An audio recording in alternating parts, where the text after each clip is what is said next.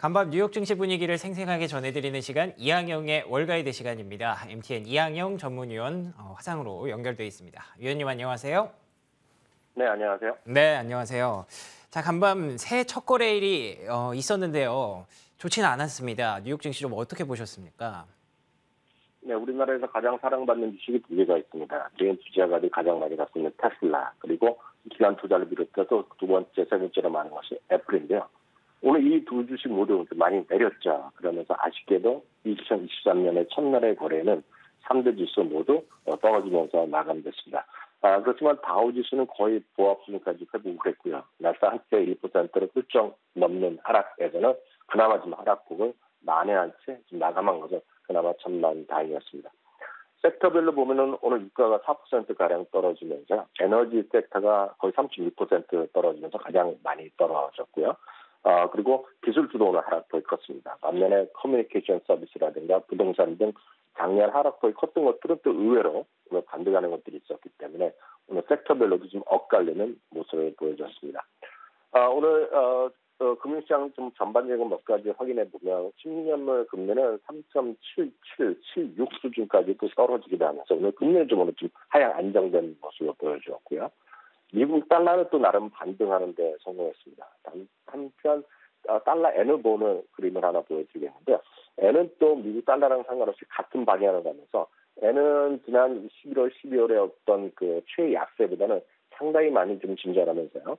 달러 N 기준 보면 130엔이 깨질 수준까지 와 있다는 거죠. 그만큼 엔화의 최근 들어서의 반등세도 좀 무섭다는 것도 확인하시면 좋겠고요. 또 하나 흥미로운 것이 금값이 작년 12월 이후 완만한 상승세로 이어지고 있는데요. 그러면서 결국 작년 6월 이후 최고치까지 왔습니다. 중국인들이 지금 외국 가면서 여러 가지 코로나 이런 게 문제는 있지만 중국인의 리오프닝이 분명히 현실화되고 있고요. 그러다 보니 중국인이 금의 현물에 대한 수요가 다시 늘어날 수 있다는 것들, 이런 것들이 좀 반영되면서 금 가격이 최근에 좀 빠른 속도로 회복되면서 온스당 1,800달러도 넘어선 상태에서 꾸준히 오늘 올라갔다는 것도 부분이 되겠고요. 유가는 반면에 글로벌 경기 위축에 대한 우려감이 확산되면서 3~4%까지 하락하면서 오늘 76달러 선까지 하락하기도 한 것이 오늘 전반적인 시장의 개괄적인 모습이 되겠습니다. 네, 알겠습니다. 초반에 말씀해 주신 것처럼 국내 개인 투자자분들이 가장 좋아하는 두 가지 주식, 애플과 테슬라의 부진이 좀 길어지는 모습이라서 가장 걱정이 되는데요. 테슬라는 어느 정도 예상을 했습니다만 애플 같은 경우에는 왜 이렇게까지 좀 빠져야 했나라는 것에 대해서 궁금증을 갖고 계신 분들이 많을 것 같아요. 위원님 의견이 좀 궁금합니다. 네, 앞서 거로도 얘기가 들으셨겠지만 애플이 오늘 3.7%가 하락했습니다. 그러면서 21개월 만에 2조 달러가 무너졌거든요. 딱 1년 전에 이게 장중에 좀 3조 달러 넘어섰으니까 그게 거의 3분의 1이 지금 시가총액이 사라졌습니다. 가장 큰 것은 결국 중국의 문제죠. 중국에서 생산을 제대로 못하다 보니 결국은 4분기에 생산이 추가됐어요. 이런 것들이 전반적인 눈높이가 계속 낮아지고 있는 것이 현실화되고 있다는 거죠. 물론 이제 어느 정도 리커버 되겠지만 일단 지난 4분기에는 상당히 장초 계획했던 것보다 만들어지지 못했기 때문에 만들어지지 못하면 팔 길이 없는 거 아닙니까? 그런 것들이 여전히 매출에 기용이 나면서 실패에 대한 부담감으로 악화되고 있습니다. 그러면서 시가총액이 이렇게 떨어진 것이 되겠고요. 거기다 이제 아이폰 14 프로, 14 프로 맥스는 다들 아실 텐데요. 니케이 아시아에서 익명의 소식통으로 인용해서 또 하나 보도를 한 것이 이제 알려졌습니다. 그것은 애플이요, 공급업체에 대해서 애플 아이폰 14 그 얘기가 아니라 에어팟 많이들 좋아하실 텐데 에어팟, 그리고 애플워치, 그런 맥북의 생산량을 1분기에 좀 감축해달라, 그런 것을 통보했다는 얘기가 나오면서 결국은 애플도 오늘 좀 흘러내린 그런 하루였다라고 보셔야 되겠습니다. 한편 테슬라는 어제 많은 분들 우려를 하셨겠지만요. 기대에 못 미친 출하 대수가 발표됐죠. 그러면서 주가가 무려 12%가 넘게 급락했습니다. 42만 대, 워낙 그것도 50만 대 정도 나와야 되는 건데 42만 대거든요. 50만 대 넘어가야 워낙 당초 연간 생산 목표가 되는 건데 그것이 모자랐죠. 40만 5천 대밖에 못 가는 것이 테슬라의 하락에 계속된 이유가 되겠고요. 역설적으로 보면 테슬라는 목표 주가까지의 갭이 지금 목표 주가는 평균 250달러 정도 나오기 때문에요. 목표 주가에 비하면 100%가 넘는 그런 수준까지 주가는 떨어졌다라고 이해하시면 되겠습니다. 알겠습니다. 뭐 애플과 테슬라만 뉴욕 증시 끝은 아니니까요. 분명히 올랐던 종목들도 있었을 것 같은데 다른 기타 특징주도 한번 살펴볼까요? 네, 작년 11월 중순부터요. 보잉이 지금 미안하게 좀 살아나고 있습니다. 진짜 어떤 일이 있었는지 아마 저희 방송 보시는 분들 기억하실 것 같은데 보잉이요. 지금 아시다시피 보잉은 팬데믹이랑 상관없이 주가가 떨어진 거 아닙니까? 2019년에 두 번의 큰 사고가 있었죠. 결국 보잉 737 맥스가 두 개가 떨어지면서 전 세계에서 운항 운행 못하게 되고요.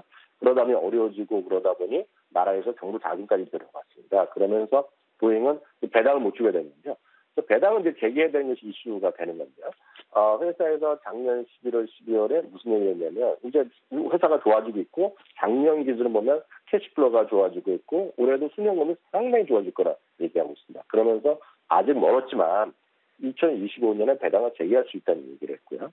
그리고 어찌됐건 많은 사람들이 우리나라도 이제 항공 여행 많이 다니고 있을 텐데요. 그러다 보니 항공 수요가 늘어날 수밖에 없는 거죠. 당연히 어떤 개편하는 것도 새로 오래된 건 처분하고 새로운 걸 또 사야 되는 건 당연하죠. 우리나라 중고차를 너무 오래 타면 새 차 사는 거랑 똑같은 거거든요. 그러니까 그런 것들의 수요가 좀 늘어날 수 있다는 거죠. 그런 것들이 이제 반영되고 있습니다.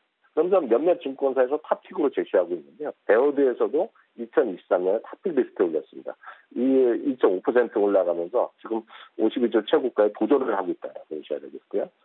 SM 바디웍스는 이제 상당히 흥미는 없습니다. 저희도 여러 번 얘기했고, 저희가 지난 연말에 저희가 이제 월거워즈라는 유튜브 채널에서도 소개해드렸었는데요. JP모건과 파이퍼샌들에서 각각 루포지가 올린 데다가요.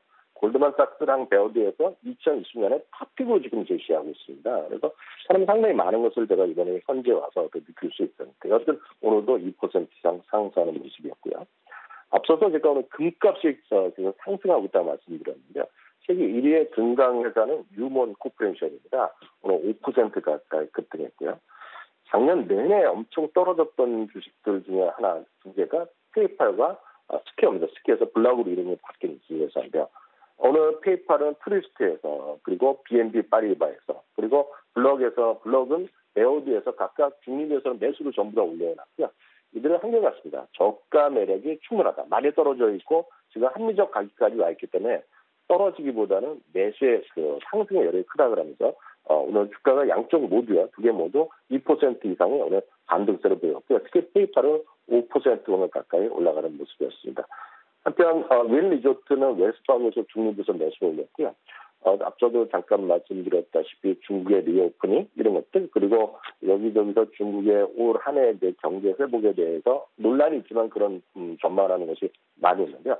그러다 보니 알리바바, JD.com, 바이두 이런 미국에 상장된 대표적인 중국 주식들이 오늘 꽤 많이 반등했다라고 이해하시면 좋겠습니다. 네, 알겠습니다. 뭐 애플, 테슬라부터 그리고 또 올랐던 종목들까지 쭉 한번 살펴봤는데 일단 올 한 해 녹록지 않을 것 같습니다. 가장 중요한 기준이 좀 있을까요?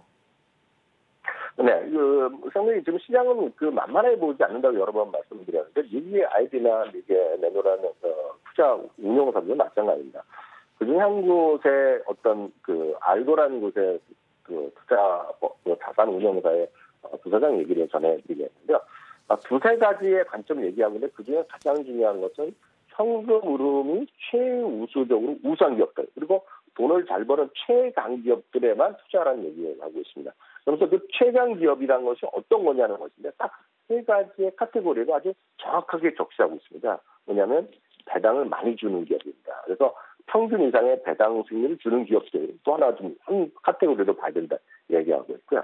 두 번째는 저희가 너무 자주 강조드렸던 배당을 늘려주는 기업들에 대해서 관심을 가지라는 얘기를 하고 있고요. 그다음 앞선 코너에서도 말씀드렸다시피 순현금 흐름이 상당히 풍족하면서 그렇기 때문에 시장이 어려우더라도 살아남을 수 있는 기업들입니다. 그런 기업들을 1, 2, 3 카테고리를 하면서 대표적인 종목들을 제시하고 있고요. 그런 것들이 보면 역시 오늘 좀 떨어졌지만 애플, 마이크로소프트, 유나이티드 헬스그룹, 그리고 알파벳, 모건 스탠리, 에브비 등 정말 내노라는 이런 기업들, 최강의 기업들로만 올해 좀 주식 투자하는 것이 안전하다면서 안전하면서도 수익을 낼 수 있다라는 상당히 보수적이지만 꾸준함을 강조하는 그런 포트폴리오를 제시하고 있다는 것도 참고하시면 좋겠습니다. 알겠습니다. 예, 조금은 보수적인 관점 그리고 여전히 현금과 배당의 중요성 다시 한번 강조해 주셨습니다. 자, 이항영의 월가이드 MTN 이항영 전문위원과 함께했습니다. 위원님 고맙습니다. 네, 감사합니다.